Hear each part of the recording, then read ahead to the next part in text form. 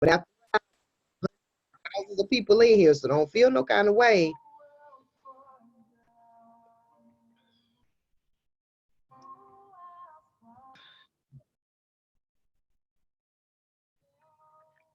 Good morning, everybody. Good morning, Facebook. Welcome, welcome, welcome to your morning mojo. My name is Misha Lee, and I am your host. I am the owner of Akachi Beauty Salons in wonderful Albemarle, North Carolina. I'm also the creative director for Akachi Advanced Learning Academy. We teach beauty pros what they didn't learn in beauty school. Our main focus is beauty business techniques advanced, beauty business financing, and beauty business retirement planning. So welcome, welcome, welcome. I am also a platform and educator at Bronner Brothers Shows. I've worked for Avalon Industries. I worked with them for about 11 years, so I am known. I like to share my information, and I am award winning. I got trophies sitting over there, but I don't want to talk about that. What's important this morning is you. I need you guys to take this real serious. For those of you that have been believing God, waiting on God to do some things for you, some of you guys have been waiting for a really, really long time on some things. Thank you, Ty Tribbett, for the intro. Some of you have been waiting for a really, really long time to get something, for something to happen for you or to you. Some of you have worked really hard, especially when it comes to relationships, your children, your jobs. You have put a lot of your time and energy into making that thing as perfect as possible and willing to give up all kinds of sacrifices to make sure it works. But let me tell you something. Let me be honest with you. At the end of the day, a lot of times when we talk about patience, I've been on this series about patience. We don't take seriously. We don't take seriously what we buying into. So you need to go back and you need to check your receipts, because it's things that you have bought into that you really didn't look at the fine print. And that's absolutely true.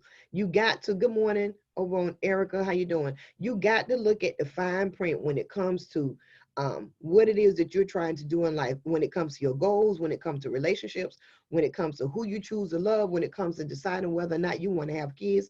You got to look at the fine print, because if you don't look at the fine print, you're going to find yourself off in a place dealing with some issues and dealing with some things, and it's going to have you somewhere stressed out because you don't understand why they can't see why you're here. They can't understand why you're doing this. They can't see that you're trying to go this direction. You're going to feel misunderstood. You're going to feel like nobody's on your side. You're going to feel like nobody can really relate with you, and the people that do relate with you, you listen to them, but you find out that all of y'all are in the same boat. Sometimes people that you feel like are against you and that are attacking you, they really trying to help you.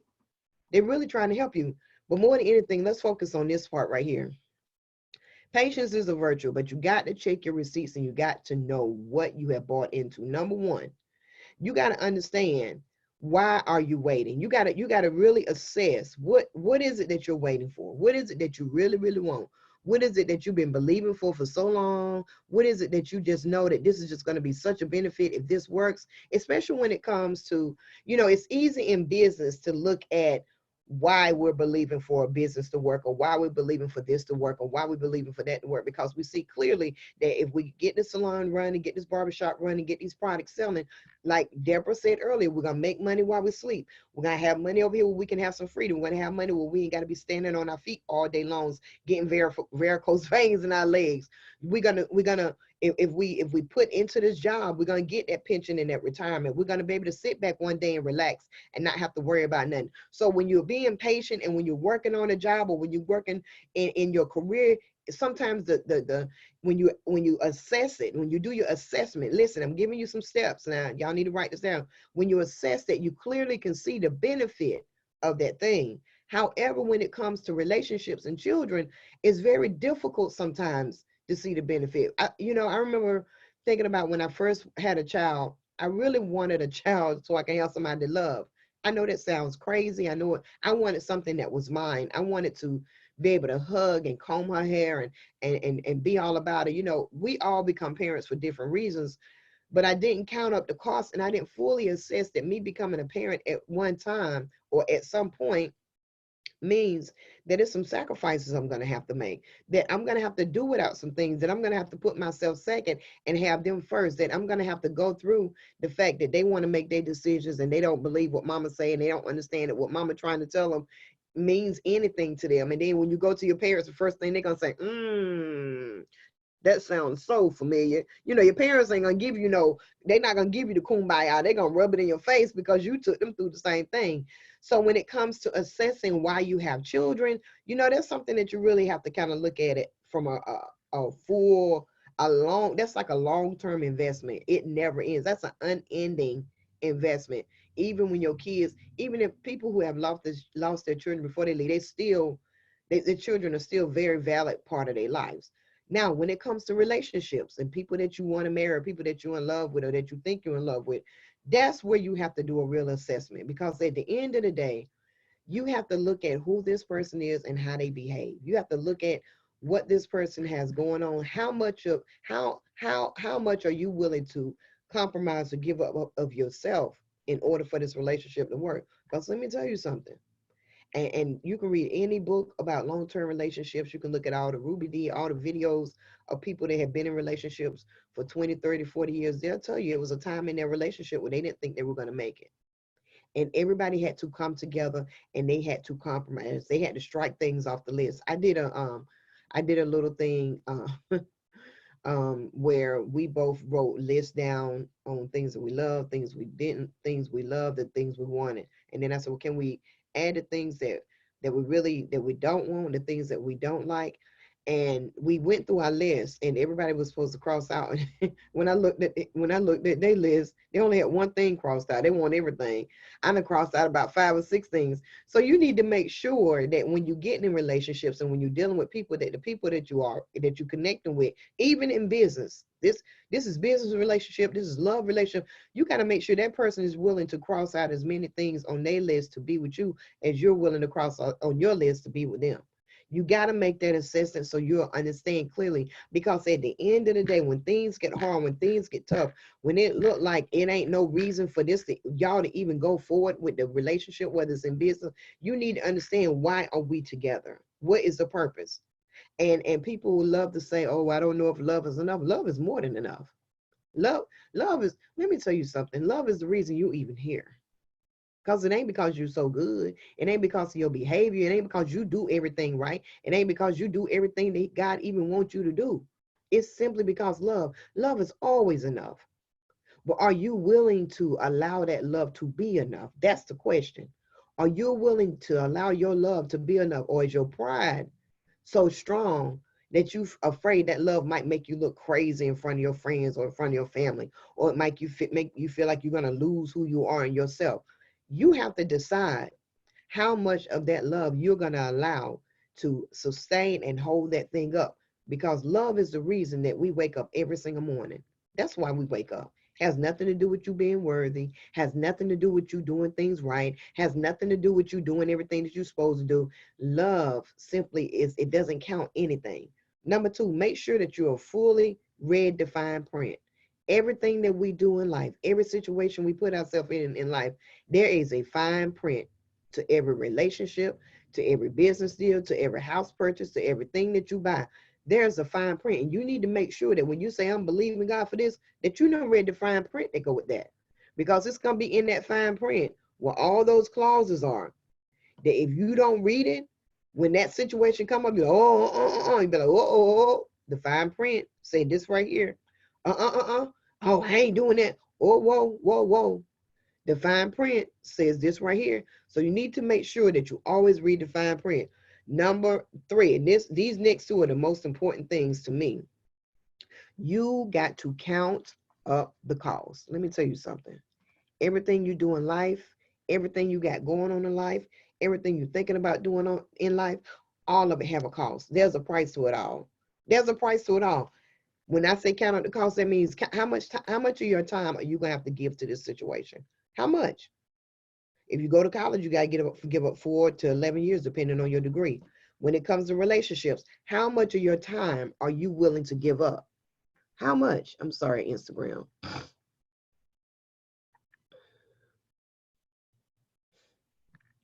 How much of your time are you willing to give up? Number two, how much of your resources are you willing to give up? That's another thing. We don't think about it. When we get into business, we know we either gonna go get a business loan or we're gonna have some money that we already putting in it. And we don't mind giving up that little bit of money. But look at us right now. Right now, we're in COVID. A lot of us, especially in the beauty industry, you have been out of work for a really, really long time. And the resources that you may have had saved up, luckily, some of y'all might live at home with family, friends, or whatever. You got people who can kind of keep the slack up. But for those of you who have had money put to the side and had money saved, and those resources get depleted, that stuff that's not coming back. You have to put that in there. Your sweat equity is another thing. You have to count up the cost of your sweat equity. Your sweat equity has nothing to do with your money, but it has everything to do with your physical strength and how much of your time are you willing to give into this thing? How much of your energy are you willing to sell out? Let me tell you something. In order for you to get something through patience, all these right here got to be at least 100%. Not 80, not 90, not 50. You got to be 100% all the way in.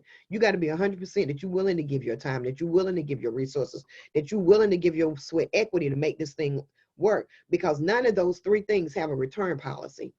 Let me say it again.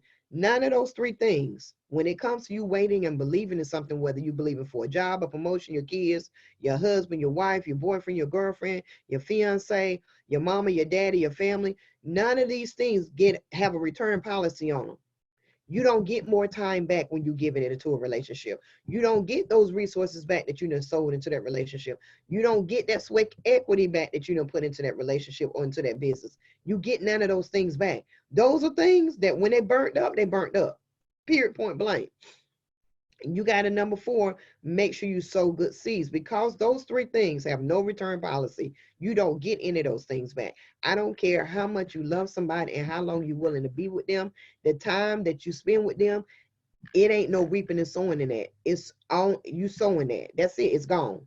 It's a wrap. You don't get that back. So you have to make sure that you couple that by sowing good seeds. What is good seeds? You got to sow love. In sowing love, it's going to come back to you, and it might not come back to you through that person. It might come back to you in a variety of ways. It could come back through healing, through a promotion. Come back. We never know how things that we sow are going to come back, but you got to make sure that you sow love. You have to make sure that you sow understanding. Let me tell you something. That right there, that has a return policy.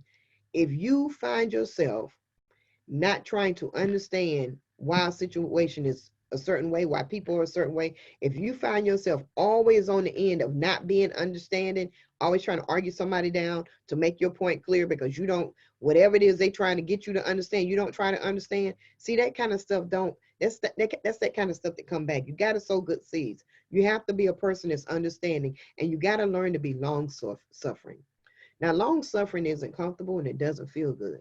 But what it requires is for you to put yourself on the back burner and put the situation or person first. That's what long suffering, that's the basics of long suffering. But you get that back. There's a huge benefit and return policy on that.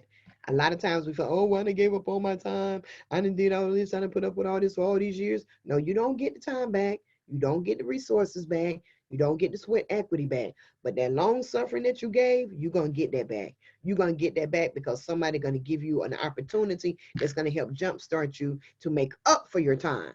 See, that's how you get that back.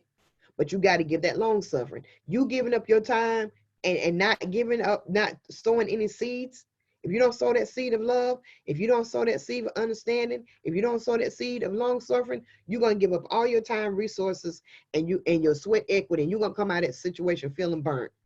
You're gonna come out of that situation. Hey, look, Sheree, you're gonna come out of that situation feeling like you've been used and abused. You're gonna come out of that situation feeling like you just gave up a whole segment of your life and ain't got nothing out of it. You know why? Because you did not sow those seeds of love. You did not sow those seeds of understanding, and you did not sow that seed of long suffering so that you can get that back. If you would have sowed those seeds of love in there, when that situation turned out to be whatever it was going to be, you would find that you got love everywhere you turn. I experienced that personally. If you just sow seeds of understanding in that situation, you come out of that situation and you'll find that everywhere you go, somebody going to give you some understanding. And those people that give you understanding will give you a boost to help you make up your lost time. With that long suffering, when you give up that long suffering, and you done all that you could do till you can't do no more, you done stood till you can't stand no more, I promise you, when you come out of that situation, you'll find that you get propelled. When I tell you that happened to me, literally shot to the stratosphere. I was like, wow, God, what is this? He said, because you gave into that relationship. You gave into that situation. You suffered for a long time. You was long suffering. You was understanding. You was forgiving. You was loving. So this is what you get when you get that, when they come back in return. You got to sow those seeds of love. So I hope that has helped somebody to just kind of really look at things and make sure that they understand that when you get into something, you got to make sure, especially relationships. I cannot stress this enough. This even go with your clients. You have to make sure that you read the fine print. You got to understand when you get into a connection with another human being, you got to count up the cost. You got to look at that receipt and make sure that you understand that the moment that you tell, oh, I love you, yes, we're going to do this. Okay, you just purchased something. What's in what? I didn't see that when it's there. It's always there in the fine print. It's always there in the fine print. A lot of times we don't see it because we get so caught up. Hey, Strawberry Lady. Hey, Regina and Sherelle and Sharon. We miss the fine print because we so caught up in the blinginess. We like a magpie. We so attracted to the beauty and to the loveliness and to the potential of the opportunity. And oh, if I could just make $1 million this year and become 6 figures, we get caught up in that glam part, not realizing that in order to be that 6-7 figure stylist or esthetician or barber or makeup artist or whatever it is that you do, in order for you to make those 6 or 7 figures, you got to pay taxes. You can't write off stuff the way you want to. You got to make sure you report everything to the government. You have to make sure that you manage your money. And even though you generating that income, you still have to learn how to be frugal. You have to learn how to manage your money.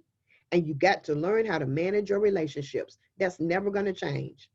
That's never going to change. When you buy into these relationships with these people and you be like, oh my God, I didn't know they had that going on. That's that fine print. You didn't know they were suffering from this sickness or this disease. That's that fine print. But see, that love and understanding would say, well, no, I didn't see that fine print, but I love them. And I understand they're going through something, so I'm going to work with it. Long suffering means, well, yeah, and ladies, I'm finna talk directly to y'all. Yeah, well, I would love for him to be more affectionate and loving, and we can get it on and do all this all the time, and they sleep. That's that fine print. That's that fine print right there. You're long suffering. You suffer within for a long time. You hold out from what you naturally desire. You long suffering means you put you last. Long suffering simply means what it is you need, what it is you want, what it is you're dying to have.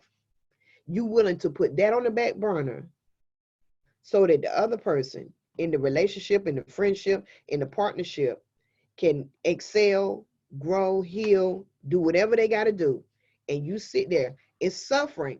He didn't play about, he know you suffering. He know you hurt. He know you feel like you're doing without. He know you need this. He know you need this attention. He know you need this love. He know you need the support. But you're going to suffer because you're not getting it.